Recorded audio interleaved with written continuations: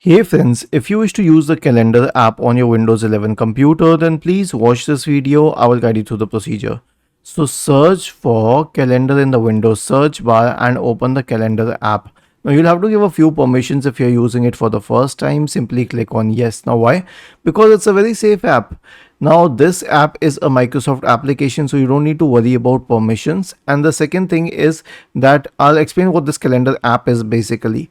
So you must have used calendar while using Microsoft Outlook. This is the free version of the same. Microsoft Outlook is a paid tool. You need to pay for it, but this one is free with your Windows 11 subscription. So if you wish to access the calendar without using Microsoft Office, then you can use this one.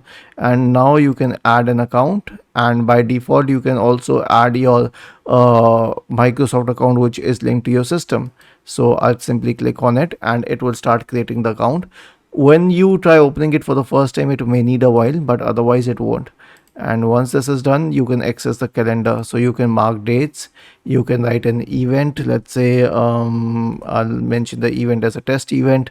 I can change the timing of the event, like from 12 a.m. to something. No, but first I'll have to uncheck all day. Let's say it is from 10:30 a.m. to 11 a.m. and the location is home. Or I can select a location. Let's say I need to select the location of my apartment.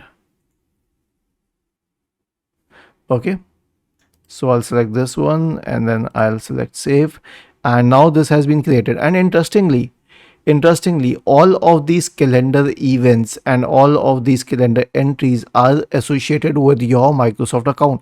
So if you use this account on your Outlook, on Microsoft Outlook, then it will replicate there directly. So it is this entry has been created on the cloud. It has not been created on the calendar app, but it has been created on the cloud. It will work across all compatible apps. Was this helpful? If yes, then please subscribe to the channel, and if not, then let us know in the comment section of this video on how we could help you further. Thank you for watching this video and have a nice day.